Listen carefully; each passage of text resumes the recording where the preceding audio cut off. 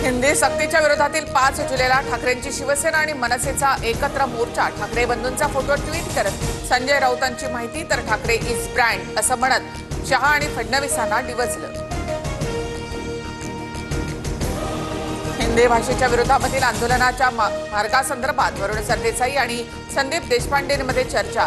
गिरगाव चौपाटी ते आझाद मैदान मोर्चा काढण्याचं मनसेचं मत तर हुतात्मा चौक पासून मोर्चा सुरू करण्याची ठाकरेंच्या शिवसेनेची इच्छा। 5 जुलैच्या मोर्चासाठी मनसेच्या बाळा नांदगावकरांचा काँग्रेस नेते विजय वडेट्टीवार यांना फोन तर दोन्ही भावांचं निमंत्रण आल्यास आम्ही सकारात्मक। वडेट्टीवार यांची भूमिका। मराठीवर आक्रमण होणार असेल तर मराठी माणसाची ताकद दाखवावीच लागेल। मराठीसाठी आम्ही तुरुंगात जायला सुद्धा तयार। मनसेची आक्रमक भूमिका। दोन्ही पक्षांचे मनोमिलन भाजपला रुचलेलं नाही। मोर्चाच्या निमित्तानं 2 नेते एकत्रित येणं बाळासाहेबांचं स्वप्न पूर्ण होण्याच्या दिशेनं वाटचाल। सुषमा अंधारे यांचा दावा। हिंदी सक्तीच्या मुद्द्यावर सुरू झालेलं राजकारण भाजप हाणून पाडणार। मराठी भाषेला अभिजात दर्जा देण्याचा निर्णय लोकांपर्यंत पोहोचवणार। सूत्रांची माहिती। पहिलीमधल्या मुलांवर 3 भाषा शिकण्याची सक्ती। शिक्षण मंत्र्यांना पहिलीत पाठवा, ते तिथे देखील नापास होतील। आदित्य ठाकरेंचा सरकारवर घणाघात। शालेय शिक्षण अभ्यास कृती समितीच्या सभेत ठाकरे बंधू एकत्र येण्याची शक्यता। समितीकडून 29 जूनच्या सभेचं राज ठाकरेंना निमंत्रण। उद्धव ठाकरे सुद्धा कार्यक्रमाला जाणार। संदीपान भुमरेंचा चालक 150 कोटींच्या भूखंडाचा मालक। हैदराबादच्या सालारजंग कुटुंबातल्या वारसदाराकडून जमीन भेट दिल्याचा जावेद शेखचा दावा। मात्र व्यवहाराशी संबंध नसल्याचा भुमरेंचा खुलासा। खासदार संदीपान भुमरेंच्या ड्रायव्हरच्या विरोधात वकील मुजाहिद खान यांची EOWकडे तक्रार। आर्थिक गुन्हे शाखेकडून चौकशी सुरू। गिफ्ट देणाऱ्यांचे फोन मात्र बंद। शिरसाट यांच्यानंतर आता भुमरेंचं प्रकरण बाहेर आलं। 5-25 हजार पगार असणाऱ्या ड्रायव्हरकडे 150 कोटी आले कुठून?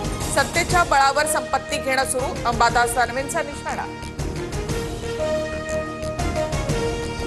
भास्कर जाधवांनी शिवसेनेमध्ये यावं, आम्ही त्यांचं स्वागत करतो।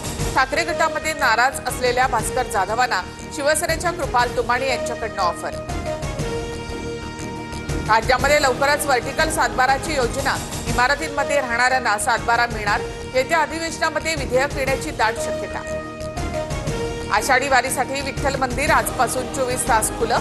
जास्तीत जास्त भाविकांना श्री विठ्ठल रुक्मिणीचं दर्शन व्हावं यासाठी नित्यपूजा वगळता सर्व राजोपचार आजपासून बंद। मुंबईमधील माहीमधल्या जुमा मशिदीकडून ऑनलाईन अजान ॲप सुरू। मशिदींवरील लाऊडस्पीकर बंदीच्या विरोधात मुस्लिम धर्मीयांचा उपाय।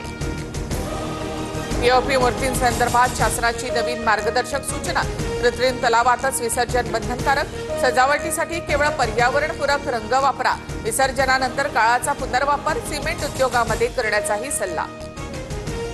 वाशिम जिल्ह्यामध्ये पावसाचा हाहाकार। शेकडो एकर शेतीमधील पेरणी केलेली पिकं वाहून गेली। पुरामध्ये अडकलेल्या 5 जणांना वाचवण्यात प्रशासनाला यश। पुढील 2 दिवस मुसळधार पावसाचा अंदाज। कोकण, विदर्भ आणि घाट माथ्यावर मुसळधार पावसाचा इशारा।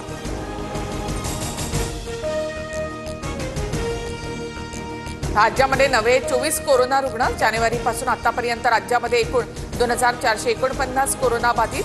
सध्या 188 रुग्णांवर उपचार सुरू तर राज्यामध्ये आतापर्यंत 36 रुग्णांचा मृत्यू।